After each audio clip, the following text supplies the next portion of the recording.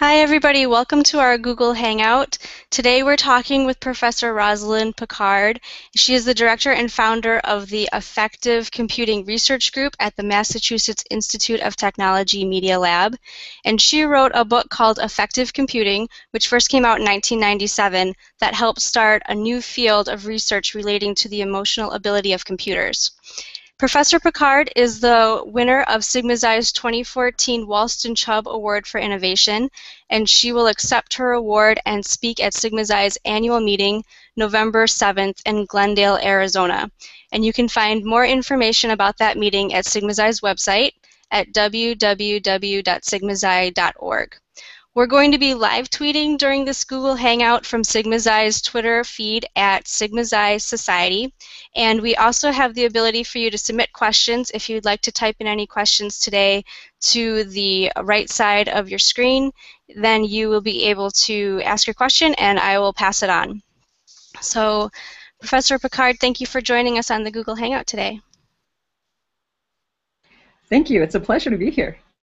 So I wanted you to start off by explaining affective computing, what it is, and what are some of its potential applications. Computing is from emotion. It was started to give technology some of the skills of emotional intelligence at a time when just about everybody else or verbal intelligences.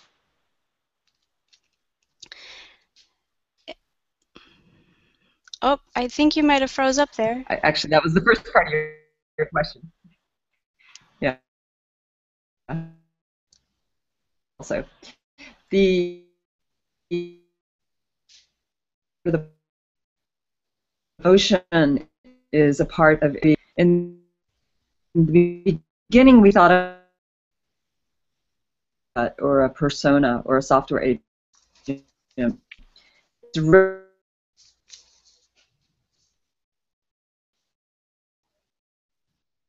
a computer, and it keeps doing the same thing. It would see that what it's done is irritating you, and it would stop. It might even apologize. So in the beginning, the applications were mostly focused on interactions where it's very obviously with another entity that is social.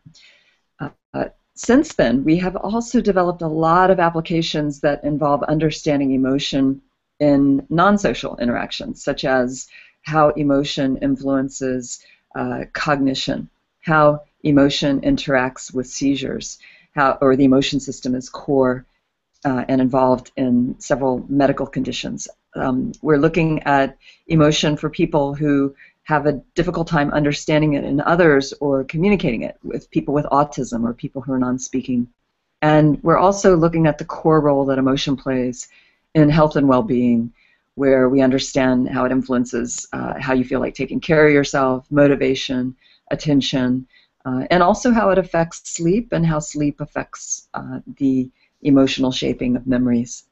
So our technology that has enabled us to start to give computers some skills of emotional intelligence has also given computers a bunch of emotional abilities that are now useful in a very broad set of applications. And I read in your book, Affective Computing, that when you started thinking about researching emotions, it's something that you wanted to stay away from because you're a woman in science and you didn't want to be tied to being thought of as an emotional female type of researcher.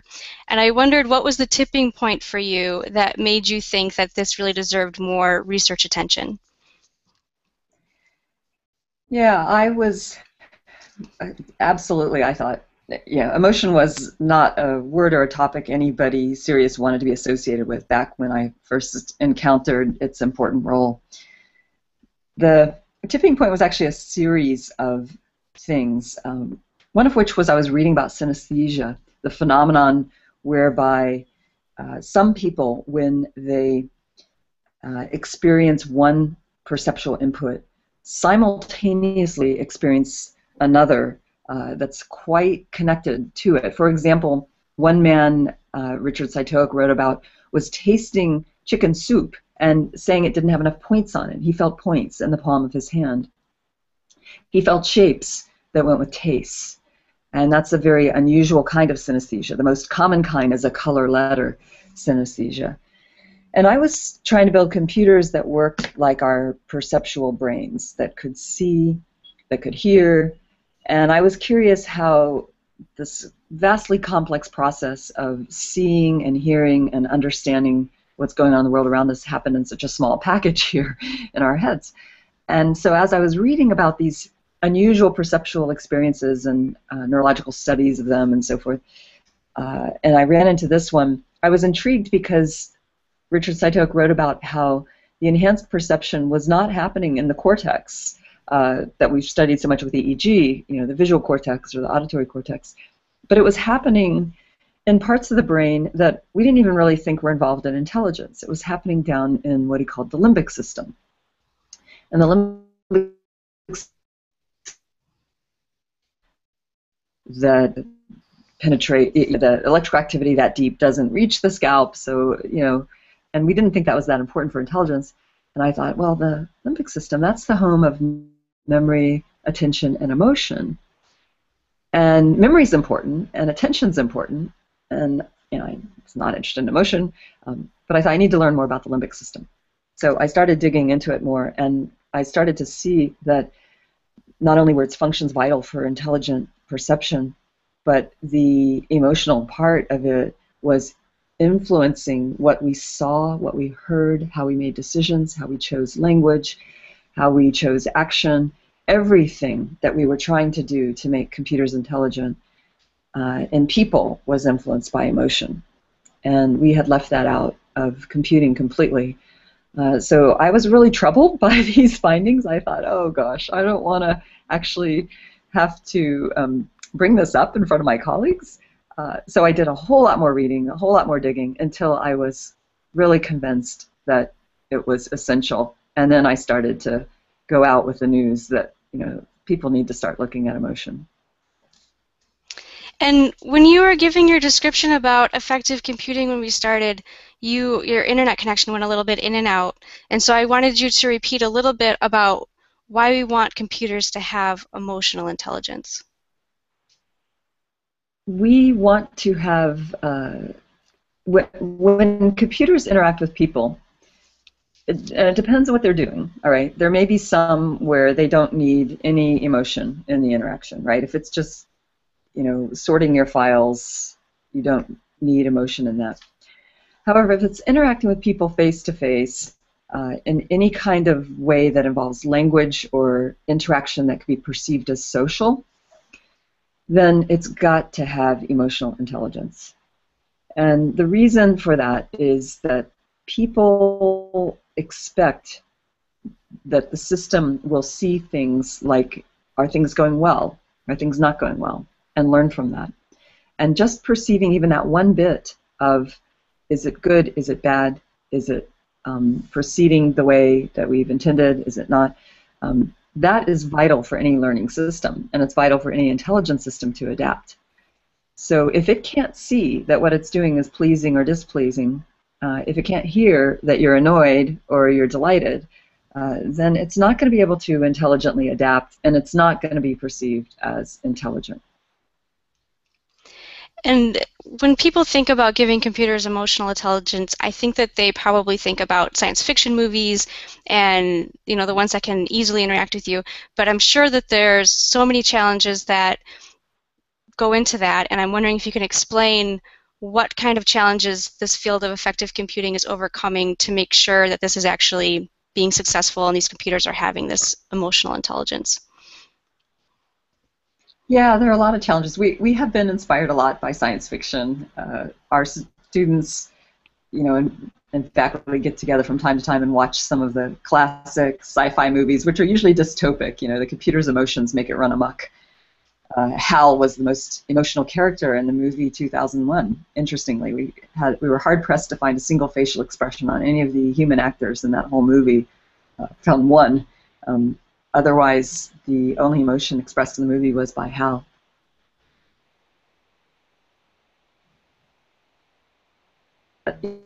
emotion is a context and interaction, and it's not enough to just recognize, that somebody's face looks angry or pleased.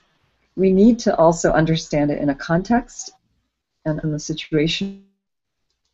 We need to know how to respond intelligently. When it's the same challenges the person faces. You talk, and when do they start looking bored, and then you should stop talking or tell a story.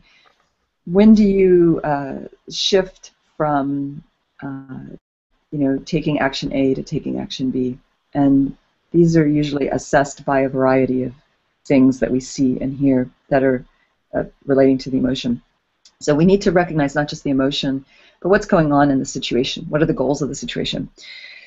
There are some applications where the goal is to really make the person angry and see how resilient they are to staying calm and cool when the situation is trying to drive them crazy. There are others that really try to make the customer have fun and be happy.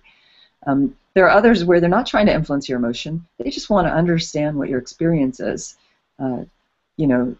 Were you skeptical of this information? Were you delighted by this information? Were you confused by this information?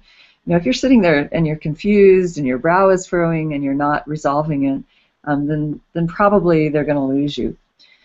So these are challenges that we face by situating these problems in real-world contexts and trying to understand not just what to measure, but how to respond intelligently to what is being measured and communicated.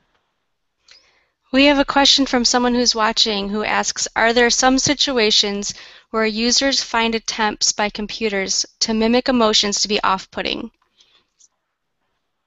Sure, yeah. I think, again, we have to go to the situation. If it's a game and it's a mimicky game, and if you can try to be the one who doesn't laugh first or something, then that's fine. If you are trying to do serious work and your computer is sitting there mimicking something you're doing, that's really irritating and annoying. That's emotionally unintelligent for it to be doing that right then. So this goes back to the emotional intelligence. It needs to know something about the situation and the goals in order to know what emotion-related behaviors are important to do or not do. And not doing them can be even more important than doing them. I also read in your book, Affective Computing, that perhaps by giving computers emotional ability, it will enhance our own sense of humanness.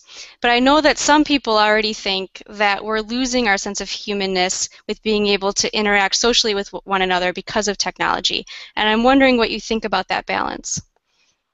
Yeah, great question. Actually, we have a whole new initiative at the Media Lab that I'm co-leading on well-being. Inspired it was a guy at food camp during a break, and he saw all the people gather around during break time, and instead of interacting with each other, they were all, in shallow breathing, hunched over their devices. And he said, that he developed. He was one of the main developers of iOS, and he was despondent, and he felt badly that he had developed this. He felt badly that something he worked so hard on to make people attracted to was causing people to no longer engage with each other face-to-face. And I think this is a real problem, and we're starting to recognize that when we develop technology, we need to take into account not just what's cool or what's possible or what's sticky or what gets the most views or likes or whatever, but we really need to think about what is human well-being and how do we build technology that serves that greater purpose, that greater well-being. We know emotion is a key part of it. Positive emotion is a part of it, but being happy all the time is not required for great well-being. In fact, that would be suspicious because a range of negative and positive emotions is important for healthy functioning. So how do we think about what is desired there? And we know that relationships are important. So one of the things we've worked on is technology that helps people better understand the emotions of themselves and of others so that they can learn how to better succeed in face-to-face human relationships. And you're also the co-founder of Affectiva, and that has a tool that marketers can use to measure facial expressions through a webcam. Mhm. And they are using it to see how people are responding to advertising and branding. And I'm wondering where you think that this will take the marketing industry. Yeah, let me just say a little bit about the history of that too. The product is called Affdex, AFFDEX. People can go online with a webcam and try it. You can do a demo where you see the results of other people's, or you can do a demo where you opt in and turn on the camera. And you opt in and say, I give my permission for you to turn on the camera. In which case, you click a video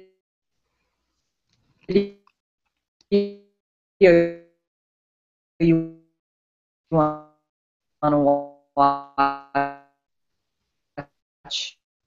and it watches you watching it. Do you think it's funny? People who you can get this feedback on effect and how it compares. People this because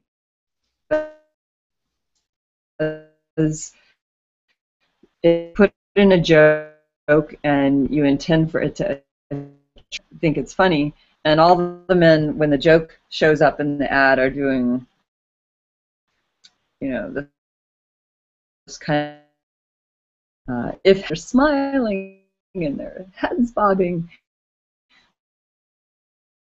of that joke, like the third time, then that tells you that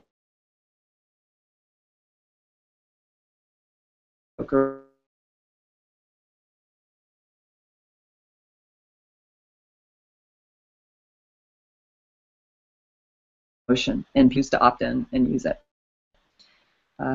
So the intriguing side story is we started that work. We wanted to build systems to learn to recognize faces, and a lot of people coming in the lab, and we got all these, and we lab and train them, and we thought, we need not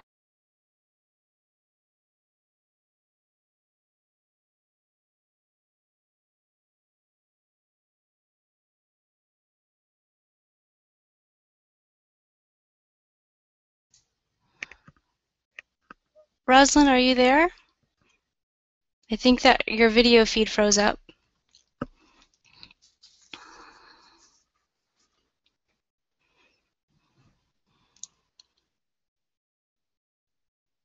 Sorry about this, guys. Looks like we're having some technical problems. We'll see if she comes back.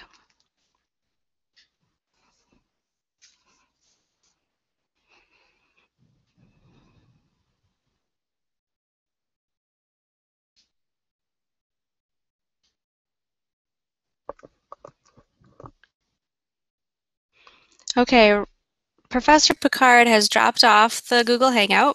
I think that she's probably going to try to re-enter and see if she can get a better connection that way. Oh, she's back.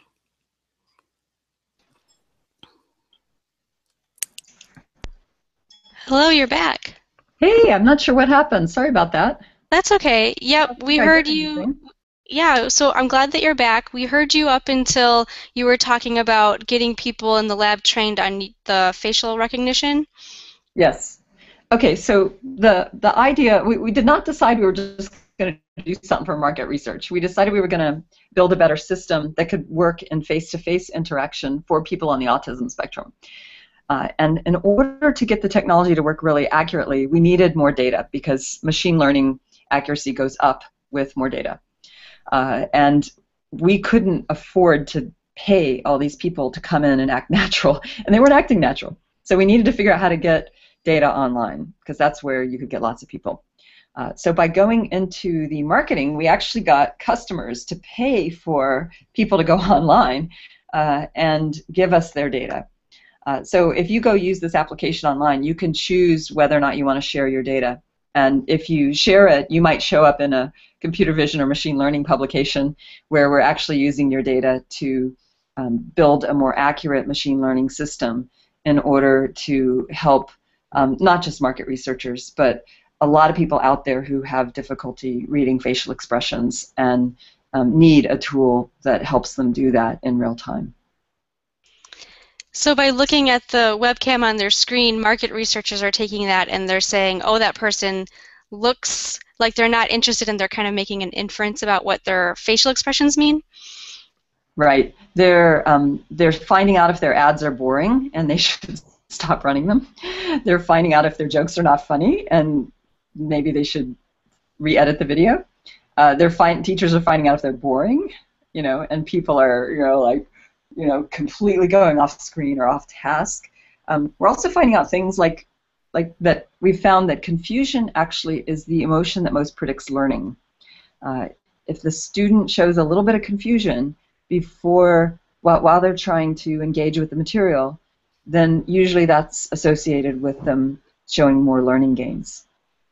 Now, not confusion the whole time that then turns into frustration and the person throwing up their hands and going off task, but confusion that stays with engagement and resolves and ideally turns into delight, like, oh, I get it. So we can read those things on the face, and then if you're doing an online lecture or some promo video or whatever it is, you can get that feedback and find out if what you thought would work is working. Okay. We have another question from an audience member who asks, did your initial efforts to research emotion as it relates to artificial intelligence meet with resistance? And if so, was there a moment later on when you realized that other researchers were beginning to catch on to its importance?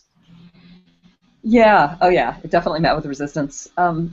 Surprisingly, there were some people who were enormously supportive, like Peter Hart, who was one of the founding fathers of pattern recognition, was enormously supportive, and that meant a lot for somebody so respected and serious to be supportive. There were other people. I remember going to one of the computer vision conferences that I go to. They rejected my paper that year because I said, well, it's pattern recognition of emotion, and they're like, well, it's not enough computer vision in there. And I felt my nose a little out of joint that I was rejected. But honestly, I learned that people were uncomfortable with emotion. They didn't think that it could be serious science, and they really didn't know anything about it. And I'd hear them say stuff like, she used to work on respectable stuff. Like, what happened? Well, later, the exact same people came to me and had started working on it and were asking for my data. So they just needed time to learn about it. They really didn't understand what they were rejecting. And once they realized that this is a hard problem, there's real science, it's really important, you can handle it as rigorously as any other problem that they've tackled, and the complexity is really impressive if you like hard problems, then they started to treat it with respect. But I did have to have a real thick skin in the beginning. There was a lot of rejection.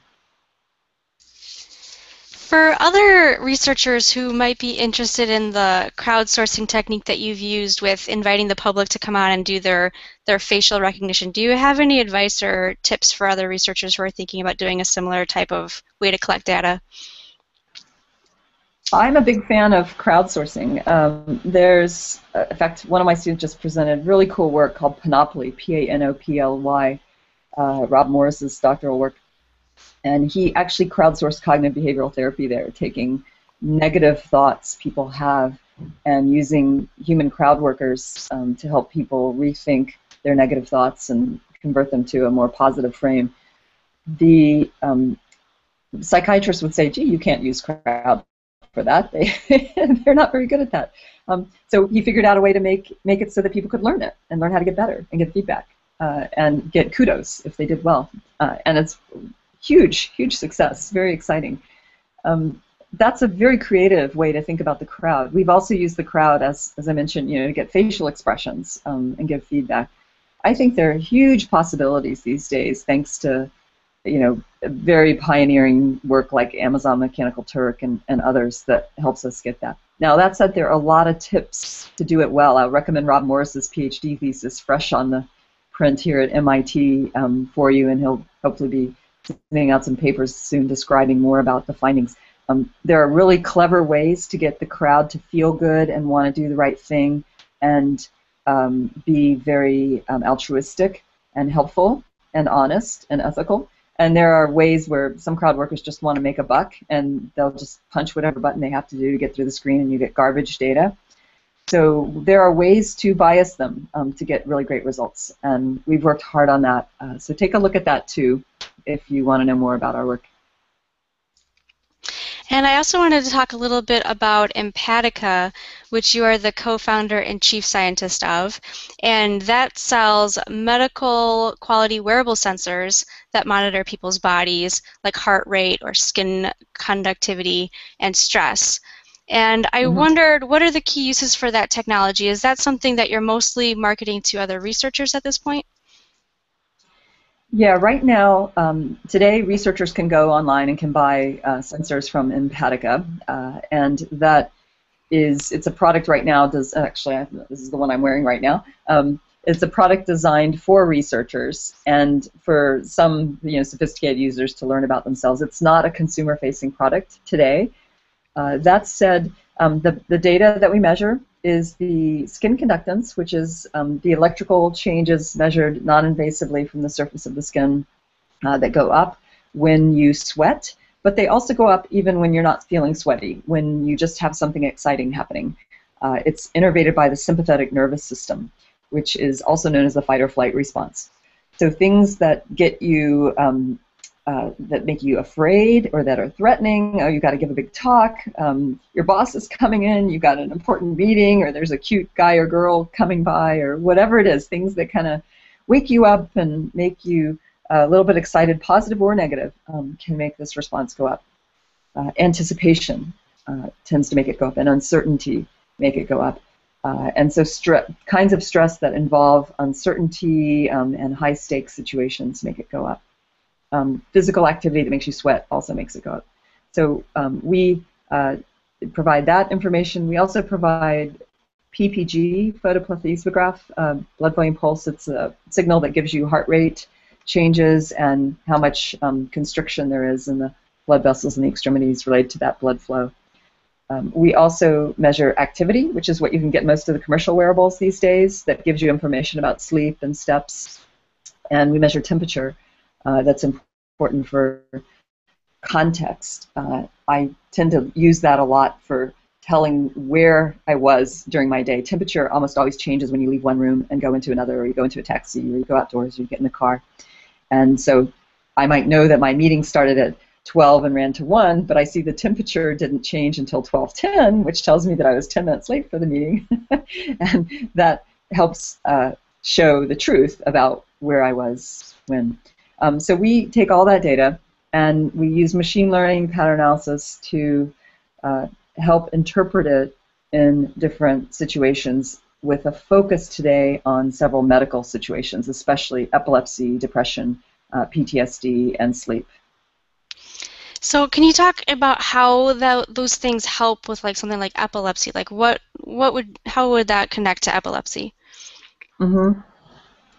Yeah, one of the surprises in our work was that one day, do I have that sensor? I should have grabbed some of my early ones here. We had a version that was in a sweatband, and a student came to me and said, "Hey, my little brother has autism and he's non-speaking. Could I borrow one of your skin conductance sensors over Christmas break to see what's stressing him out?" Because we had learned from working with a bunch of kids on the autism spectrum that outwardly they might look very calm, like even sort of in their own world, while inwardly their stress signals could be absolutely through the roof. And so they were being misunderstood. People would say, "He looks like he needs some more stimulation, let's pep him up." But inwardly we're reading out, and his heart rate's through the roof and his skin conductance is through the roof, and that kid needs to be left alone and needs some help calming down. So the student came to me and said, "Could I borrow this sensor and figure out what's really going on with my little brother?" And I said, sure. In fact, here, take two, take a soldering iron. It's probably going to break because it was one of our hand-built lab versions back then. So he puts two sensors, one on each wrist of his little brother. And I'm back in my office here at MIT, and I'm looking at the data, like, that day looks typical, that day looks typical. And I go to the next day, and I'm like, wow, it looked like a sensor was broken. The signal was so big. In fact, it looked like both sensors were broken because one side was huge and the other side was hardly had a little blip. And I thought, you know, what's going on here? And furthermore, the data looked fine before and after that weird incident. And so I'm an electrical engineer by training, and I started running a bunch of tests with the sensors, trying to figure out, like, what could have caused this. And finally, I could not explain it, and with anything that was a bug in the sensor. And I called up the student at home. I'm like, hey, how's your Christmas break going? Sorry to bug you at home. Hey, any idea what happened to your little brother? And I gave him the time and the date, you know, and I thought, there's no chance he's going to know what happened then. Well, he says, I'll check the diary. So I'm just sitting here kind of like, you know, dear God, what are the odds that he wrote something down, praying there'd be something. And he comes back and he says, the date and the time. And I said, yes. And he said, that was 20 minutes before he had a grand mal seizure. And I thought, wow, that's really interesting. Well, been to a Boston, where they had simultaneous electroencephalogram recordings and our sensors and heart rate, ECG. So EEG, ECG, EDA, electrodermal activity. And usually we were not firing 20 minutes before a seizure. Usually we were firing when the seizure started. The student at home did, you know, most diaries probably have inaccurate timing. And we'll never know if his was 20 minutes before because we didn't have an EEG on him. But we are finding that we have a response that is a very good seizure detector. And so we built an automated version of the software that could run on a wearable device. And Empatica is planning to come out with a device that will allow people to get their seizures detected. If you have a response in advance, it will show you that. We don't expect most people will with what we currently detect. However, some of the other information we're getting in there right now may be able to give some people an advance warning. There's another piece of information it gives that's very exciting, and that is it gives an indication of the, we now know what regions in the brain are generating the skin conductance with the biggest, that can account for why it could possibly be on only one side. And when those regions are activated, they can turn off breathing. So we find for the most serious and dangerous seizures a bigger response on the wrist. And so we can now alert people to the fact that there's not only a seizure going on, but you should check on this person. And this is a very mild seizure, or this is a potentially really dangerous one. You need to take the following series of steps to give them a better chance to survive it. So somebody watching is asking, is the medical profession and caregiving areas key impact areas for your research, which it sounds like you are working with health, and are those professions really becoming interested in what you're doing, and what kind of applications can you imagine for them? Yes, we have huge interest from medical areas, and it's wonderful to see. I think the medical areas realize that so much of medicine is based upon a very small piece of your life when you show up in the doctor's office and you say it, and oh yeah, I have this pain that comes and goes, versus could we measure continuously in daily life what it's like for you? You know, how much is that pain happening? How is it affecting your sleep? How is your messed up sleep affecting your perception of pain? How is your sleep, your activity, your stress affecting your likelihood of becoming depressed? Could we prevent depression, right? Could we give you your activity has declined and your sleep is getting messed up and your stress is really out of whack. You know, these are warning indications that if this continues for a period of time, you could wind up needing to So instead of waiting until you're really sick, could measure things that prevent. And we don't know the answer, big exciting questions, but we now have motion sensing technology to measure pieces, so we can start and measure the impact and association of these, so forth. Our studies too, and people get permission to share actions with other people as well, that they're having them. So we're always honoring people's feelings, respecting their privacy, letting them choose what they want to share or not. Richer data than ever before to get personalized understanding of influence health. Do you think that people are becoming more comfortable with this kind of technology now that there are consumer products out there that are already tracking some things that people do as far as their activity? Yeah, definitely. I think people are surprisingly hopping on the bandwagon, so to speak, with quantified self and starting to learn about themselves. That said, there's still some hard problems. Like, most people think it's interesting for about a week or two, and then they're bored, right? Exercise equipment. It's not really designed to be used long term. I know from the Sears repairman who's come to fix ours many times. He's like, "You guys actually use this every day. It wasn't designed to actually be used as much as you use it." So we we have to think about how do we add real value to people with this, right? And there's about or 10,000 steps by the end of the day or whatever. But there's a lot more to it than that. It's really valuable for people to, holy cow, look at my commute and how stressed out I got. Like, do I really want to waste my heart health on the commute? Maybe I should rethink how to commute. Or other aspects of their life that the data can now show you objectively are affecting your heart, your respiration, your autonomic stress. And we're not telling you what to do. We're still learning what to do for what even makes sense. But together with the information and various medical experts, we're trying to figure out how do we truly help each person figure out what works for them. And it's wonderfully and fundamentally different than the way medicine in the past has been, where you just take an average from a large this group of people and we throw out all the outliers. Here's sort of the way they are, and here's what we recommend for them.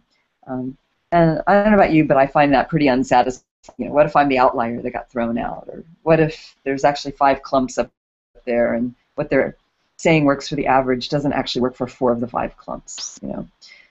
What we all want is what helps you. What are the optimal settings for you, and how do they change over time as your demands in life change and your needs? So emotionally smart technology helps us get a better handle on what that is.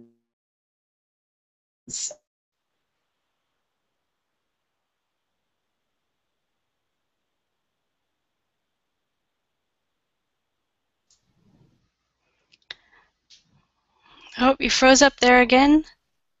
Yeah, it froze for just a second there. I'm not sure why. Okay, I can hear you again now. Your camera Okay. still froze, but I can hear you. Oh, there you are. Okay. Sorry. That's okay. And so, I just moved it out a little bit too, looking for something. Here, I found it. Yeah. Okay, go ahead. So I wondered, I know that you're wearing a sensor today, and I wonder what kind of things you've learned about yourself from wearing that. Yeah, I have learned. Yeah, I'm wearing our E3 today for researchers, measuring my skin conductance, blood volume, pulse, and accelerometer temperature. I've learned a lot. I've learned that, gee, I'm not sure I want to tell all these things. I've learned some things that stress me out quite a bit that I hadn't realized. They turn out to be the more personal things, like things that have to do with my family. Can cause a much bigger response than giving a keynote in front of a bunch of 100 CEOs. It's sort of funny. something that is personally significant, that my child says can cause a much bigger response than, some big famous person coming through the lab. The people respond to what matters most to them, and it can be very individual what affects you. It can be fun to share with others and see what makes them, their data go up or not.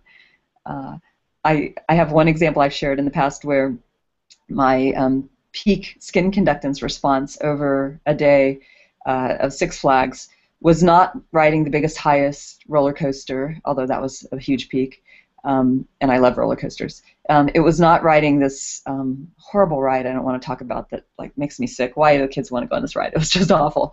One of these things that spins you around and swings you, and oh dear, and I had to do it twice to be a good mom. That had a big peak that just kept going for a while. But the biggest peak of the day actually was in the morning, getting out the door. Just trying to, for fear the whole event was going to be called off and some other things that were kind of threatening it. To me, it was more important that the event happen in that particular day because it had been called off once before, and it was a special, meaningful event for my son's birthday party. That my body's being tossed around by some extreme ride, right? Similarly, we've seen in games, you can have a lot of emotions happen in games. People are very facially expressive. Their physiology's going up, up, up. Their character is charging, and the enemy's coming, and the emotions are building, and they're clenching their jaw, and they're doing all this stuff. Emotions are high, and their character gets killed, and more emotion. But the biggest emotions we find are not any of those. They're when the controllers stop working. It's when something in the real world that really matters to them goes wrong. The make-pretend world can be very emotional, but the real world usually trumps it. Our bodies know what really is, what's real and what matters, and it's very individual, but the signals we measure show much bigger responses to the things that really matter to people. And we see it, in the lab. You show pictures of emotional listing things, and you get little peaks. But then the person leaves the lab and their boyfriend calls them, and it's like, real emotion. And that's where we see that the real world matters the most. Someone who's watching has asked, it sounds like people in your lab may come from a variety of research backgrounds. Can you comment on the type of research environment that seems to work best for your particular research? Yeah. Yes, we have people from lots of backgrounds. I've had people from computer science, psychology, neuroscience, human-computer interaction, English, physics, mechanical engineering, electrical engineering, lots and lots of different fields. People who are MDs have applied to be part of our group. We usually admit people who don't already have a doctorate, who want to start out a little more green. But I'd say the things that are most valuable are curiosity, passion, hard work, wanting to learn, a real hunger to learn, an open-mindedness to whatever the data are going to say. Maybe you really don't want the data to say this, but they say this, so you have to go where the data take you, and be willing to learn. I'm constantly looking for people who can be humble and willing to set aside their pet theory and learn what we're going to discover, because it's really about discovery and finding out something we don't already know.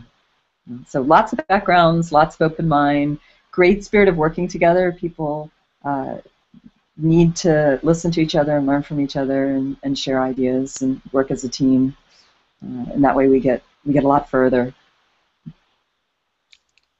And another person has asked, could your current research with crowdsourcing to fix negative emotions be used to combat online trolling? Interesting. Great idea. Maybe. Happy to talk more about that if you have ideas. Yeah. Mail us. The person who'll probably give you the fastest response on that is my student, Rob Morris. You can get his info on our Affective Computing web pages and our papers. And I wonder, what do you see as the future of affective computing, and where do you think that the field is heading into the future? Yeah, it's interesting. It's gone from a kind of a crazy idea that people were embarrassed to uh, to admit that I was doing, to now, it's got its own IEEE journal. That's the Institute of Electrical and Electronics Engineers. It's got an international society. It's got an international conference. It's got a lot of momentum now, and it's going in a lot of interesting areas. I hope that it will go in a lot of areas. I hope it will go to medicine. We already see it in marketing. We're seeing it take off in medicine. We're seeing it in education. We're seeing it in human-computer interaction. We're seeing it going into automobiles, into different service uses. Helping people learn how to serve people better. Doing a lot with autism and human interaction as well.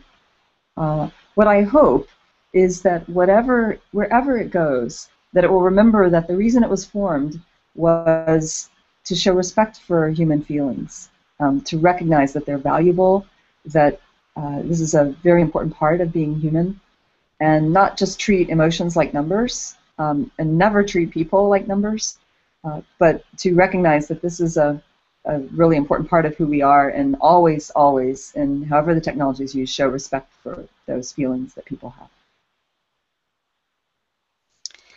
And there seems to be so many different parts of affective computing and so many different applications and uses for it.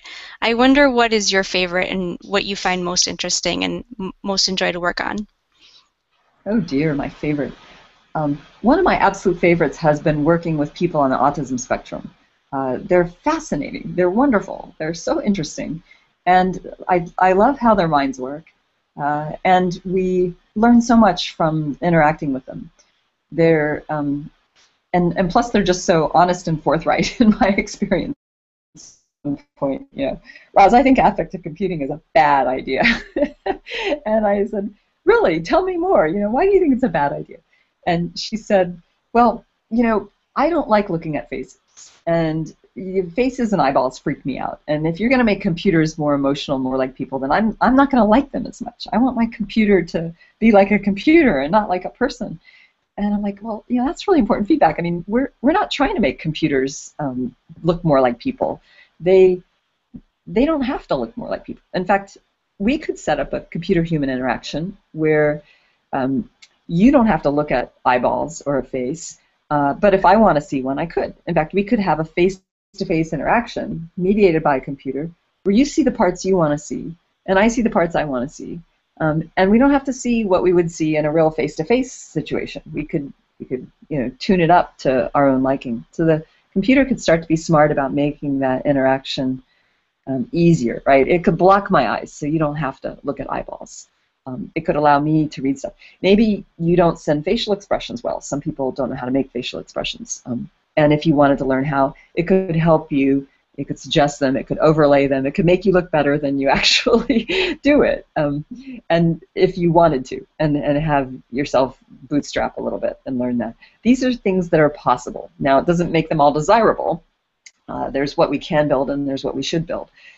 So we need to think about, which things are actually good to build in which situations. But these things are all possible now. We should not just think that everything we could do should be inflicted on everybody, right? We're staunchly opt-in.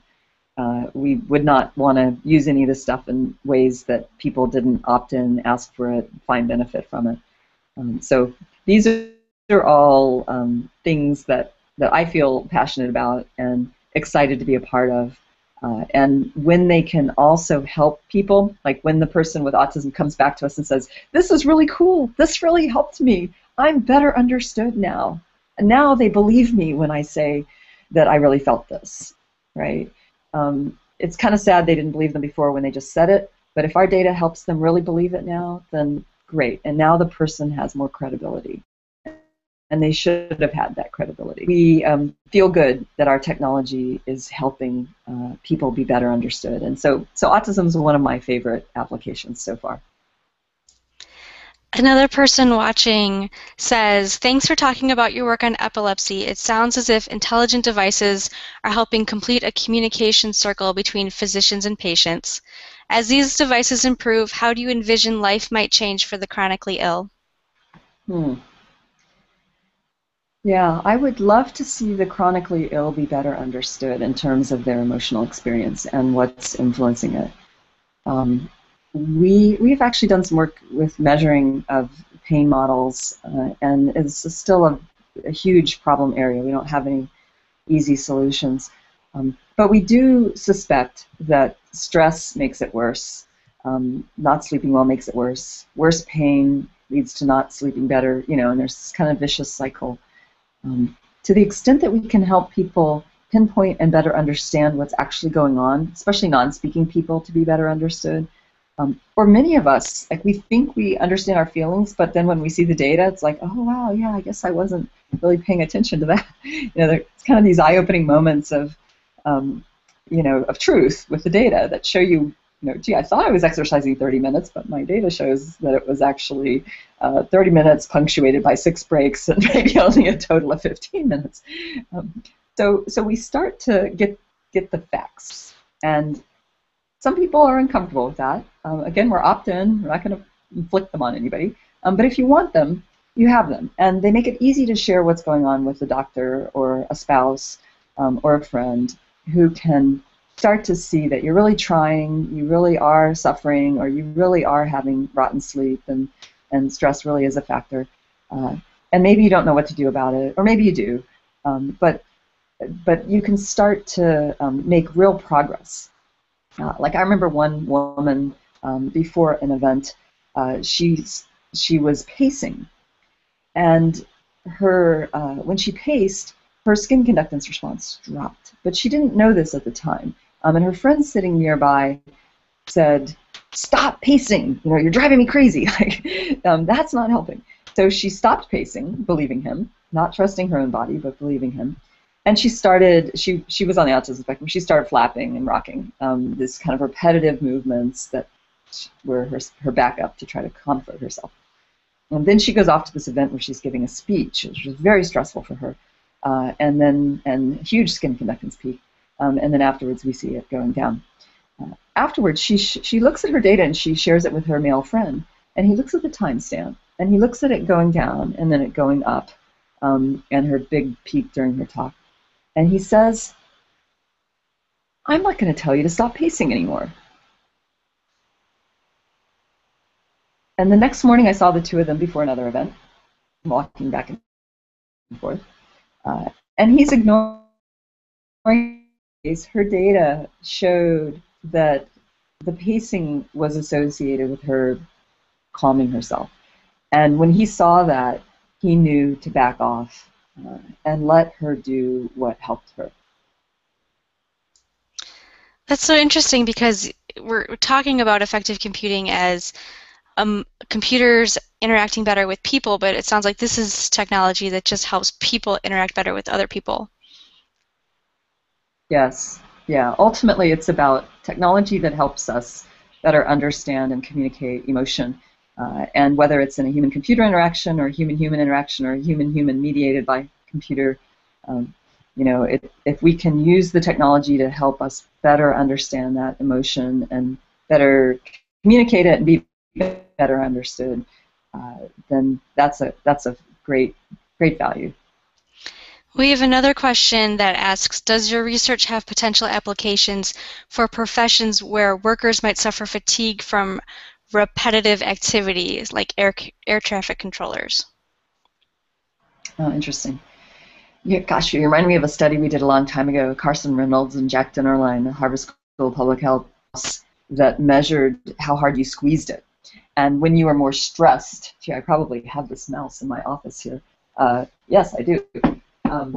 And when you were more stressed and you squeezed this mouse, here was our original pressure mouse. Okay, so when you were more, it has all these little pressure sensors on it. And when you were more stressed and you squeezed it, it could make what you were drawing or the line trace thicker and redder. And we found that when we did things that irritated people online, they squeezed the mouse harder. like when we used pull-down menus and bad usability, people would squeeze it harder, or you told them you had to use some bad formatting, like separating ages with commas or whatever. And Jack Dinnerline at Harvard School of Public Health found that he studies repetitive stress injuries and wrist injuries and all from lots of, we thought, from too much computer use. But it turns out, he said, that the bigger factor was not how much repetition was in your movement, but was how stressed you were. And indeed, when people were stressed and they squeezed the mouse harder, Jack, through his implanted electromyogram sensors, measured that the muscles that were most activated by the stress were the same muscles that caused the carpal tunnel and the RSI type problems. So this suggested that relaxing and causing less frustration to people on the computer might benefit those wrist problems a lot of people have using the computer. So that was a nice example of how affective technology could help give a better insight that could lead to us treating not how many times you're typing or moving, but treat the stress that might be exacerbating the condition instead. We also, in air traffic control, there tends to be a cognitive load, overload issue, and a fatigue issue. And we've done some measurements of things that change and go up with cognitive load and go down with disengagement, although we have not recently looked specifically at air traffic controllers. But I know there has been some work looking at their facial expressions and signs of interest or engagement, or backing off, looking fatigued and disengaged. And that is possible today with technology out of our lab. Another question is, your research is really fascinating. I can imagine a lot of future researchers being inspired by your work. Who inspired you early in your career? Just about everybody who's done really great work. I don't have a couple key mentors. I wish I did. I think being a woman, it's been kind of hard to find them. I have been very inspired by several of the people in the MIT Media Lab who have been real pioneers trying to showing me that it was okay to do things that made me uncomfortable, that it was okay to take risks. I remember Jerry Wiesner, who our building is named after, who was one of the former presidents of MIT and advisor to, I think, 5 presidents of the United States. I invited him out to lunch one day with some trepidation because we were on a project together. At least he was the big name on the project. I was a little junior unknown person. And I said, we're on this project together. Can we go out to eat and you give me some advice? And the advice he gave me has been so helpful. He said the most important thing to do was to take risks. Was to really take risks. And I realized a lot of what I was doing was stuff that I knew how to do. I knew it could succeed. Maybe I didn't know exactly how to solve it or what the outcome would be, but I was on solid ground. I was pretty sure it would succeed. When affective stuff came along, I thought, oh golly, this is a huge risk. This is like, I could ruin my whole career being associated with this. So I had Jerry's word fresh in my mind when he said, trying to learn about this emotion stuff and see if it actually led to anything valuable was a big risk. I felt very inspired by what he said, and inspired by the example of so many people in the Media Lab who were also taking risks and weren't afraid of being laughed at if they did something that didn't work. Just curious, passionate, trying to make the world a better place, and learning whatever it took to move things in that direction. Great. Well, we are out of time. It's 3:30, so thank you very much for being on our Google Hangout today, and thank you for everybody who watched. Once again, Professor Picard will be at Sigma Xi's annual meeting November 7th in Glendale, Arizona, to accept her Walston Chubb Award for Innovation. Thank you very much. Thanks.